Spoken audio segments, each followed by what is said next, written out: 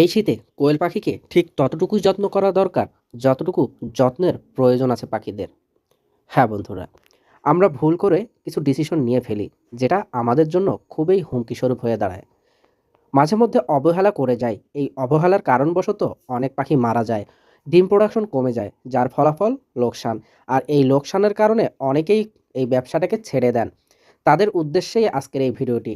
আপনারা যারা চাচ্ছেন এই সেক্টর থেকে ভালো ধরনের বেনিফিটেড হতে, তাদের উদ্দেশ্যে বলছি তারা অবশ্যই কেয়ারিংয়ের ওপর পূর্ণাঙ্গ জ্ঞানটা দিয়ে ফেলুন। যত তাদের কেয়ার করবেন, যত তাদের সুস্থ রাখবেন, ততই আপনি সফলতার এক ধাপ এগিয়ে। তাই খাঁচাতে হোক, ফ্লোরে হোক, যেখানে হোক, তাদেরকে একটা আদর্শ টেম্পারেচারের ব্যবস্থা করে দিতে হবে। যেমন আদর্শ টেম্পারেচার বর্তমানে হচ্ছে শীতকালে 26 থেকে 27 ডিগ্রি সেলসিয়াস তাপমাত্রা রুম টেম্পারেচার দিতে হবে।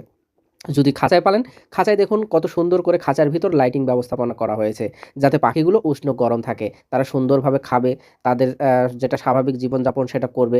এগুলোই যদি আপনি তাদেরকে সঠিকভাবে সঠিক ম্যানেজমেন্ট করতে পারেন, সেখান থেকে আপনি সফলতার এক ধাপ এগিয়ে যাচ্ছেন। তো এভাবেই আসে সফলতা।